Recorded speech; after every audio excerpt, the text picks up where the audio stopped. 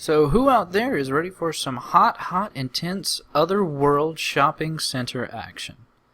I'm certainly not. That's why, before we get started, I'm actually going to go into the inventory real quick and do a smart thing by turning off the radio. As I stated in the thread, the static the radio gives off is not really that necessary anymore, considering that, as you've probably been able to tell, the monsters actually give off a rather loud music cue whenever they're nearby. Let's go ahead and continue through the mall.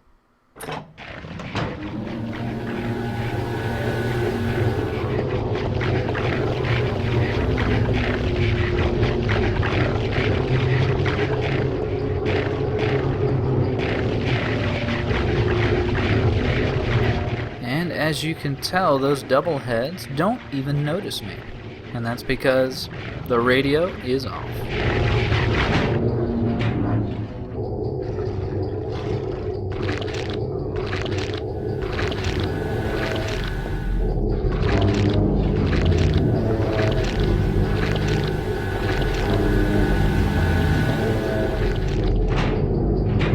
Now, as we continue through the Otherworld shopping center, you'll notice in pretty much classic Silent Hill fashion, the Otherworld is, well, fairly dirty and fairly dilapidated. But it does have some rather new features, such as that ladder we're seeing up there. I think Heather might be able to reach it.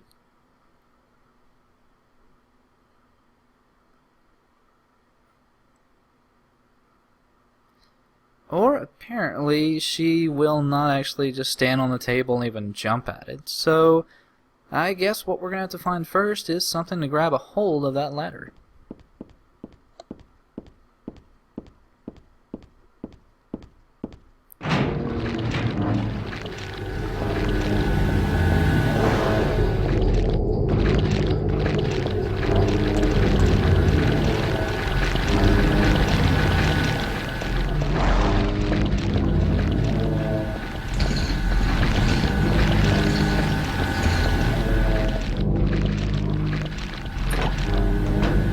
And in this little side storage room, we have a little note to read real quick.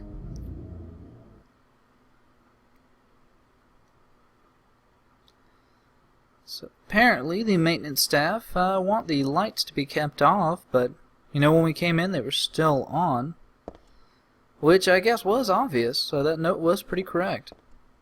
Let's go ahead and grab up a few items, as if you remember from the last episode, we're still pretty light on what we need. But otherwise there's not much to this room, so let's just turn off the light and get going. Oh, what's that?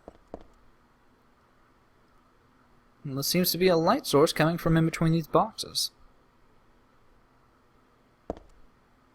That's right, it's our flashlight. Fairly useful item, especially for the amount of darkness in the game. Also, you notice that whenever the light is on, Heather's gaze actually turns to prominent items in the room.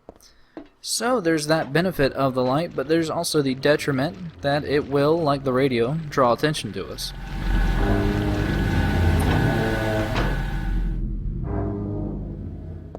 What do we have here in the women's bathroom? But a bottle of bleach, I think. Yep.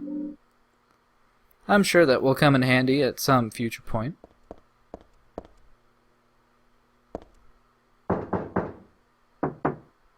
What was that?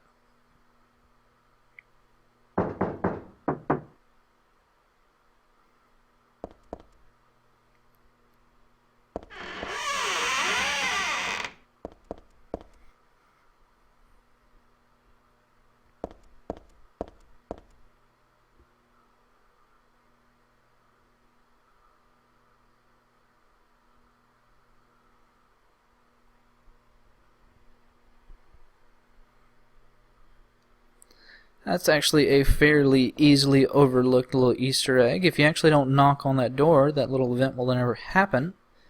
Also, if you do have a Silent Hill 2 save, there actually is a little additional bit of dialogue whenever Heather interacts with some of the toilets in this Otherworld mall, and it will be in reference to something akin to, Who on earth would put their hand down a toilet, which is actually a reference to Silent Hill 2, where James Sunderland, for some inexplicable reason, decided it'd be a good idea to shove his hand down a toilet.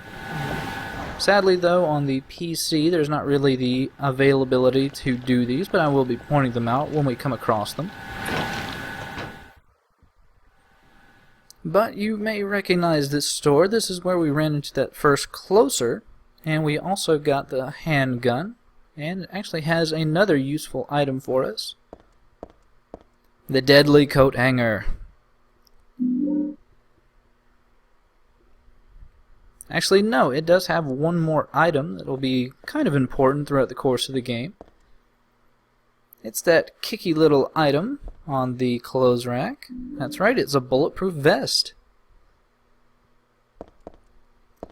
Now, don't let the name of the item fool you. We're not actually going to be running across any enemies that fire at us. But what this item will do is it will actually cut down by half any and all damage that we take throughout the game. The only drawback is it stops us from being able to run. So it has very, very limited usage.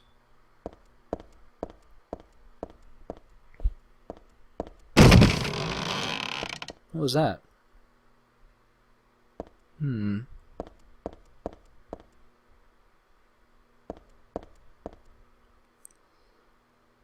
I actually don't know what that was. Maybe just a cat scare. Who knows? But yeah, let's go ahead and use our coat hanger on that ladder we saw in the previous area.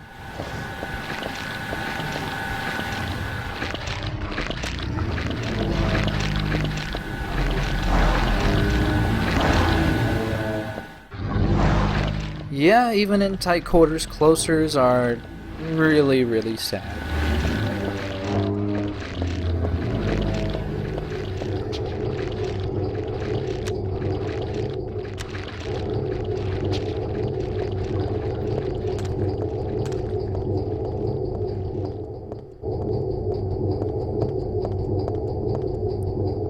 Sadly, though, it's actually kind of hard to tell what these stores might have been previously in the shopping center. We actually can't go in most of them, and all their signs are gone, so I guess there's no other choice than to head to that ladder.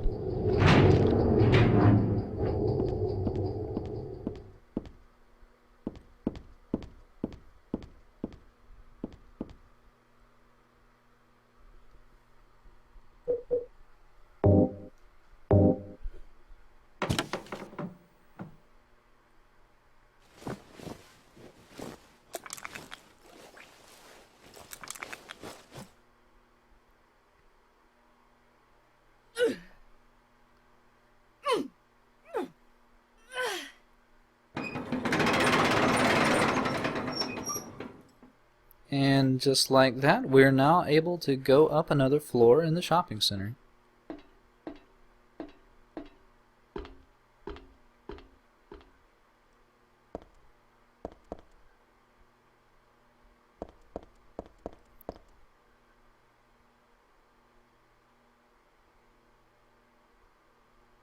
Apparently this is the gurney and dead body wing of the mall. Probably not the most fashionable place to be, but, you know, we don't have to stay here for too long.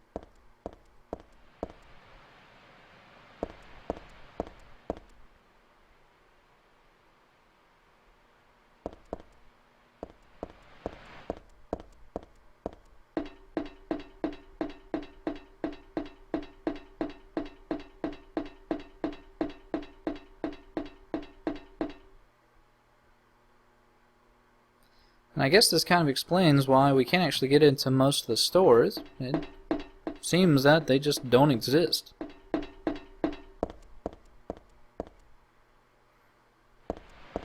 But it looks like there's actually a working TV behind that barbed wire there. I wonder what's on.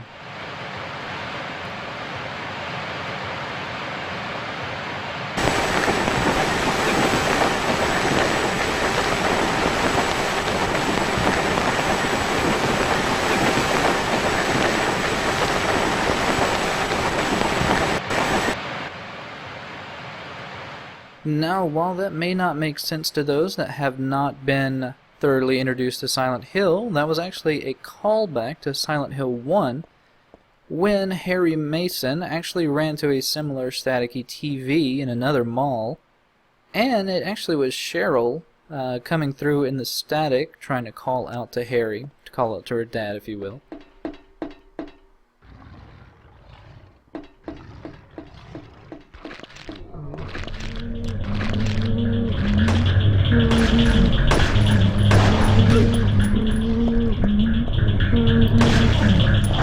And I decide it's finally time to fight one of these closers to show off, well, I guess how lackluster the handgun actually is.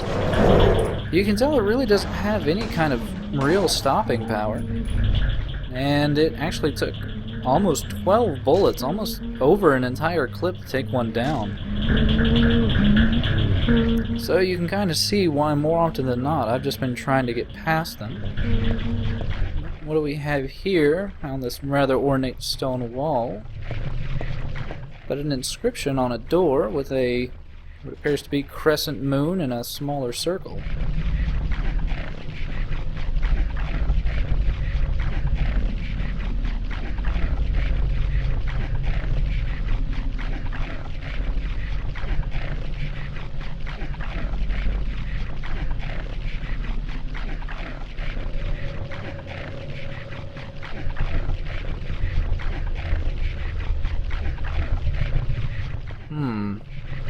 I wonder what that could be possibly referring to.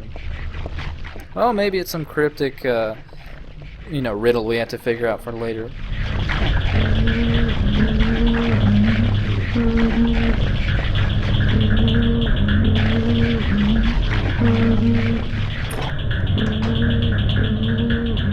But down this rather short hallway we have, well, this bathroom is actually completely pointless. There's no items in here, there's nothing to interact with. Just kind of an empty room.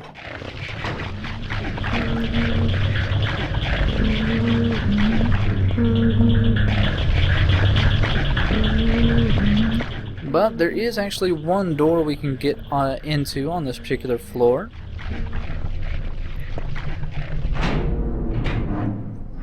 And what waits inside, well, it appears to be some type of a restaurant. I wonder what they serve here.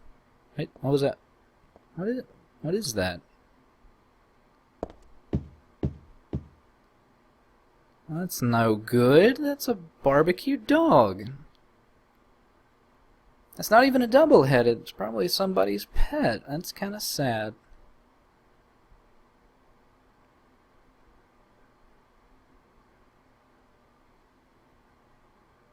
But for some strange reason, inside the dog's stomach is a key. Now, there's not actually anything written on the key. If you try to examine it, it'll say it was burnt beyond any kind of recognition. But as of right now, we haven't actually run into any locked doors, so maybe the first one we run into will be the one we're looking for.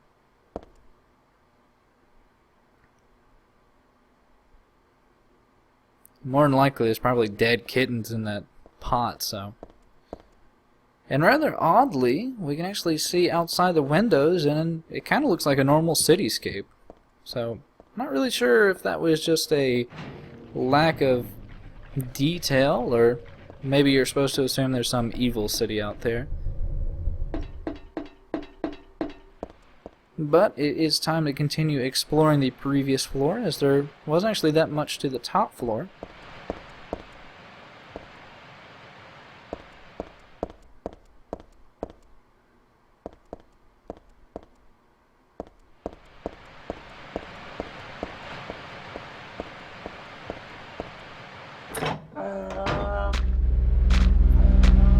This room can actually be fairly dangerous, especially if you come in here with your light on. That sound you're hearing is, well, it's actually quite a few numb bodies.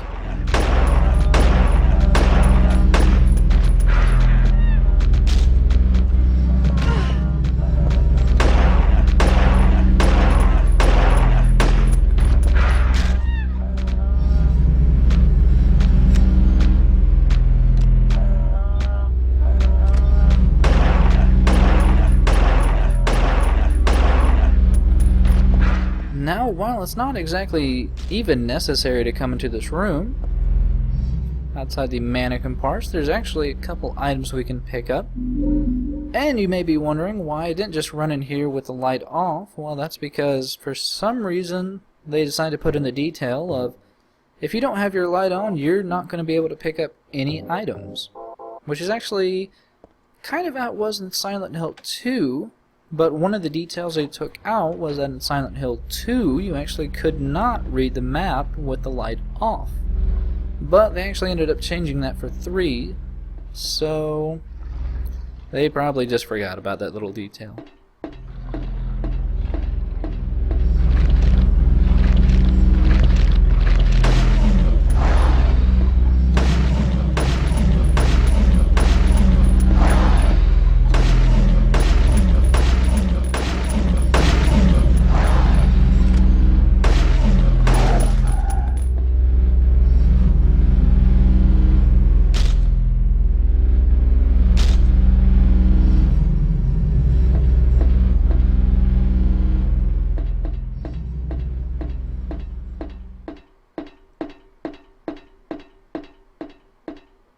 And it's back to the jewelry cathedral?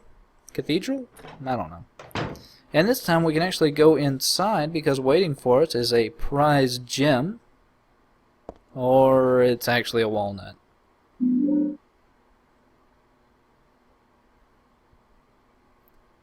And I mean it's a fairly well-sized walnut apparently. But if we examine it, we'll actually see that there's something rattling around inside of it, but we don't really have the brute strength to actually crack open the walnut, so I guess for right now we're just going to have to hold on for that. And recount the woes of missing out on getting that silver ring.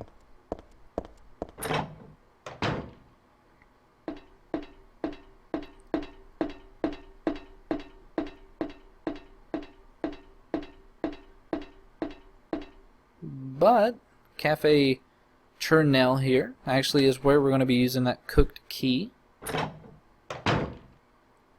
And there are a few nice items in here. One item in particular is rather easy to miss, I suppose, but it is probably one of the better weapons of the game. We actually saw a little bit of the steel pipe in the first video, but now we actually have a very good weapon pretty much for the rest of the game. As long as you know how to dodge properly, the length on the steel pipe will actually keep you in relative safety against most enemies.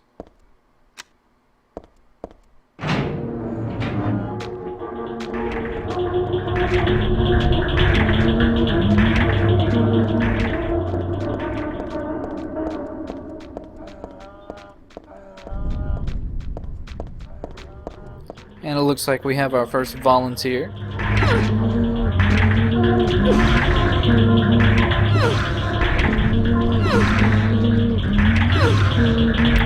Yeah, the numb bodies actually have a jump back dodge if you do try to strike them with a melee weapon and you're just a little out of range.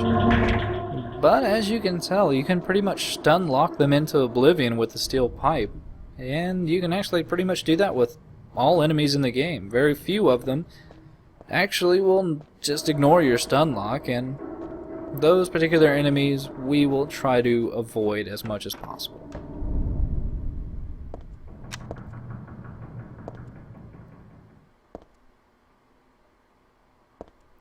Now, it may be a bit hard to tell, and I might be wrong on this, but I actually think this is the bread store, the bakery we ran into before with the tongs. And it actually has another new item for us, the detergent. I mean, we have bleach and detergent. Maybe we have to clean up something? Who knows?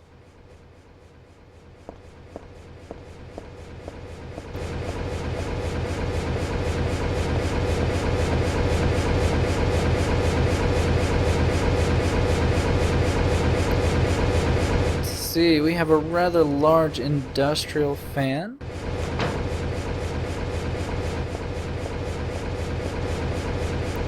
And a bunch of moths. Yeah, you really do not want to walk into those moths. They will cause quite a bit of damage to you, and they're basically a blockade for the rest of the hallway. We actually have no means to take them down, at least when a sense of brute force. There is actually a rather tedious puzzle to have to deal with here. And the first thing we actually want to do is, well, turn off the fan.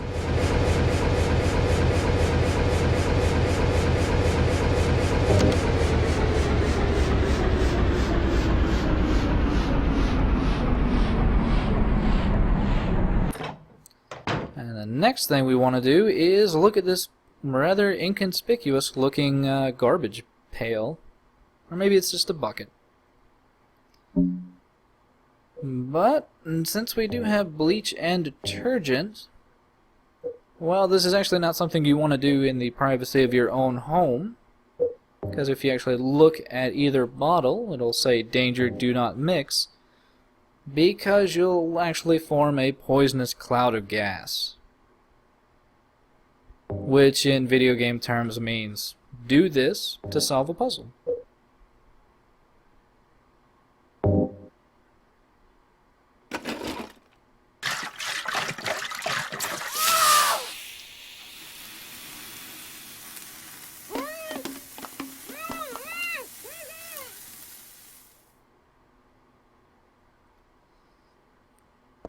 And before we can continue back into the gas-filled room, we should probably air it out.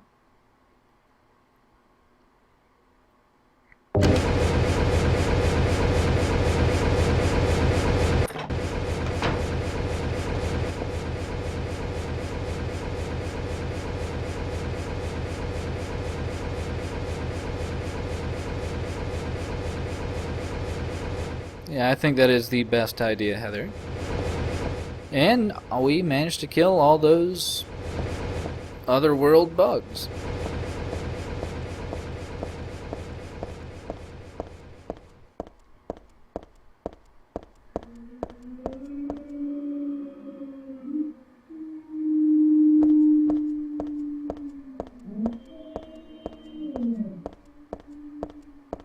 Now that is very particular howling we're hearing. It's usually the call sign of some double heads. I'm actually surprised we didn't get attacked there.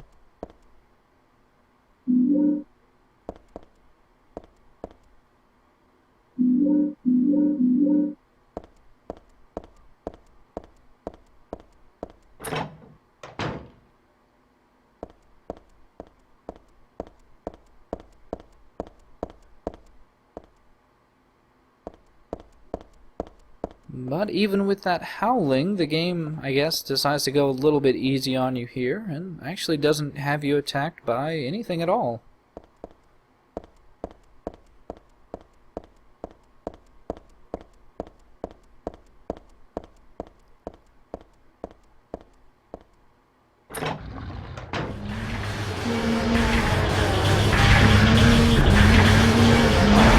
Let's see how well the steel pipe does against a closer, especially in close quarters. You can actually kind of see that it actually doesn't get stun locked as much as the double heads or the numb bodies do. So you do actually have to strafe around and keep moving just a little bit.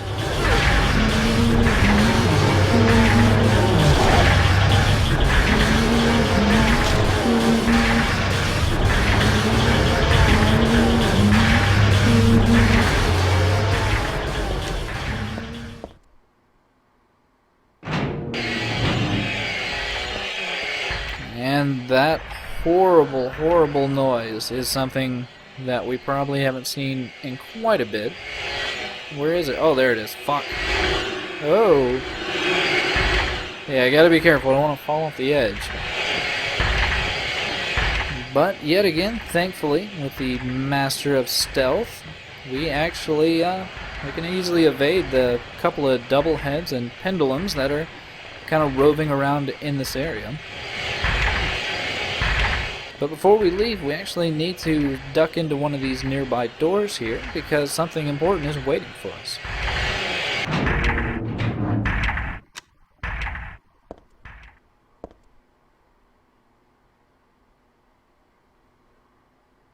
This appears to be something of a torture boutique.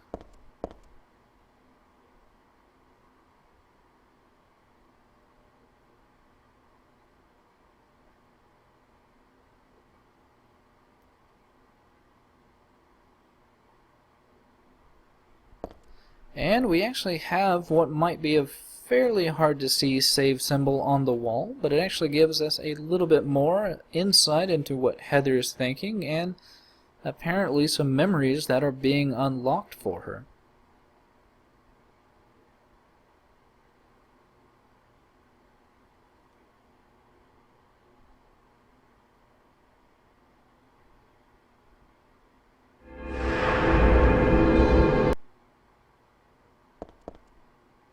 But that's actually not the main reason we came into this room. Our main reason for coming is what appears to be a vice.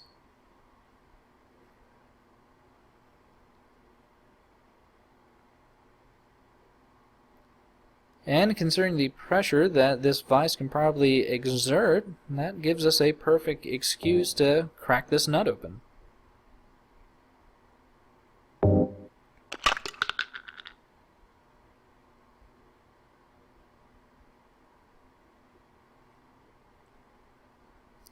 And sadly there is no nice meaty walnut inside. Sadly it's just a moonstone. But if we remember back to that engraved door we saw before, yeah, I guess they do need to take out the trash in the torture boutique, but we'll leave that to the employees. And instead we'll continue back. Yeah, let's get the fuck away from this guy. Yeah, after we get that moonstone and we're making our way back, this common occurrence will actually start happening more and more, where enemies will start to respawn or spawn newly in areas we've already transversed. But it's easy enough to dodge them.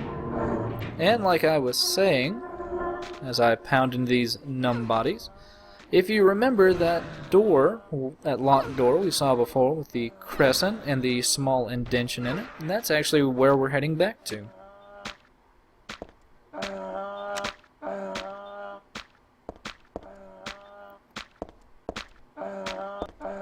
Yeah, this numb body behind the bar here can actually be kind of difficult to deal with.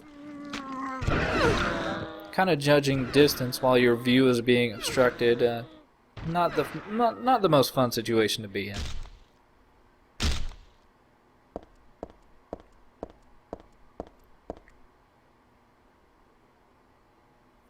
Now let's really quickly check out our supply situation.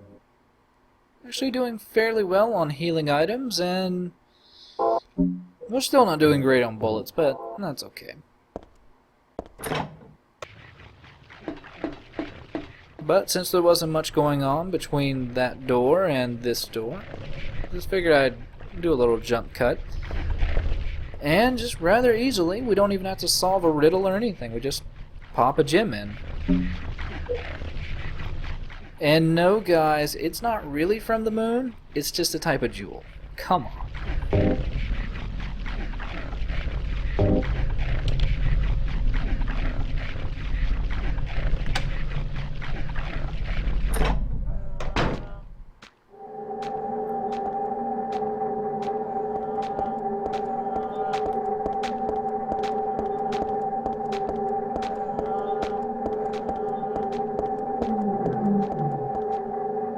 And we have reached the very top of the shopping center, which means we don't really have any other choice but to head downwards. And there is one numb body just kind of patrolling around in here, but we don't even need to worry about him. For now, it's down, down, down into the depths.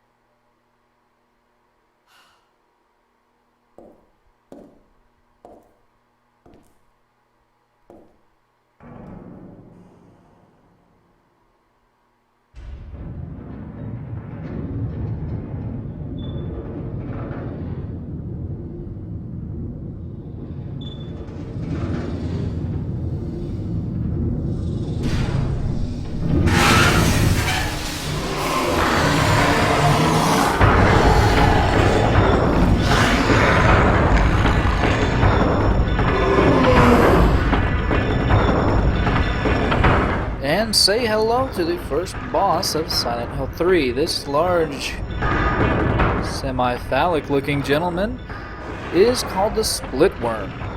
He's actually a vague allusion, or almost parallel, to the first boss of Silent Hill 1, who was called Splithead. But they actually have very similar mechanics in how you damage them, but they do have very different styles of attack.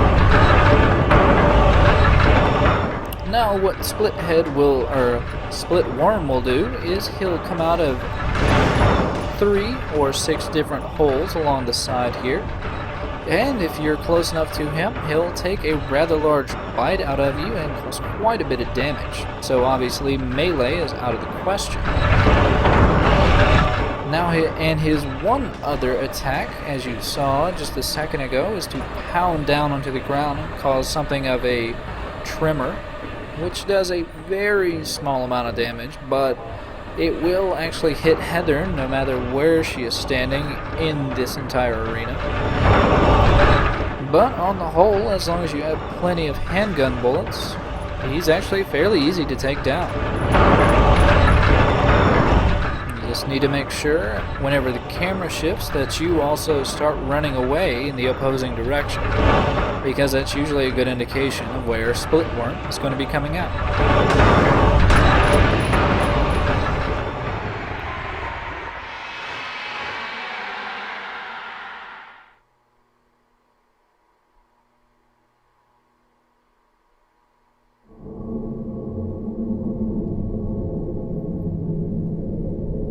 What? It's the shopping mall just like before.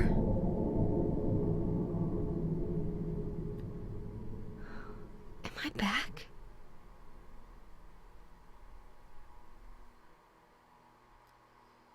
And without any type of warning, with Split Worm defeated, we're taken out of the Otherworld and planted immediately back into the center of the shopping center.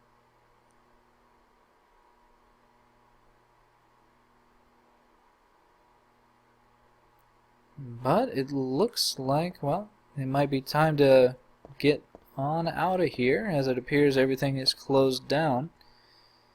And, well, it's always annoying when that last shopper just won't leave.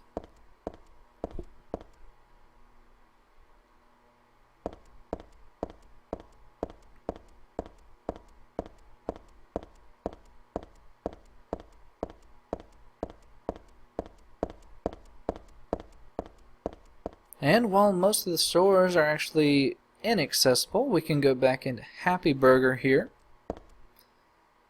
which, if you remember from the opening, is actually where Heather woke up after her death dream.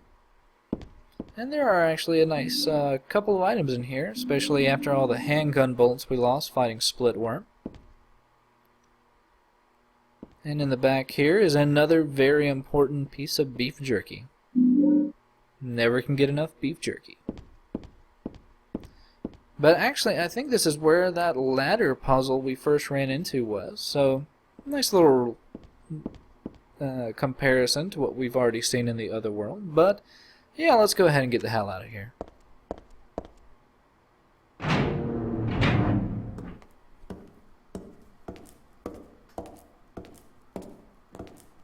Heather! It's you. What just happened?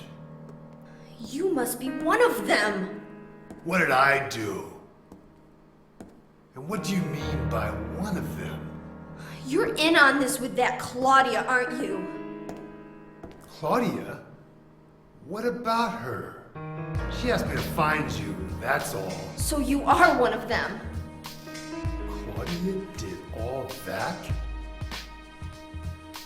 Look, I was just hired to find you. I'm not on anybody's side. I don't know anything about this. Why don't you start by telling me what happened here? And that monster, what the hell was that? I don't know any more than you do.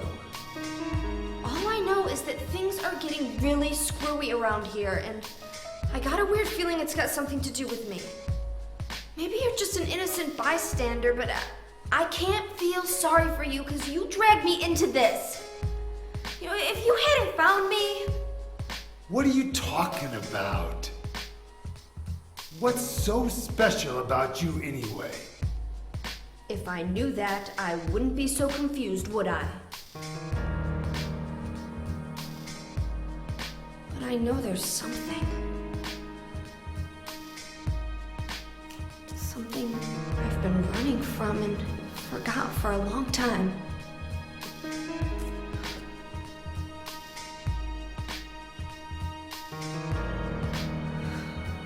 How did I remember that? What's wrong? Nothing. Where are you going? I'm taking the subway home. What should I do? Hell if I know.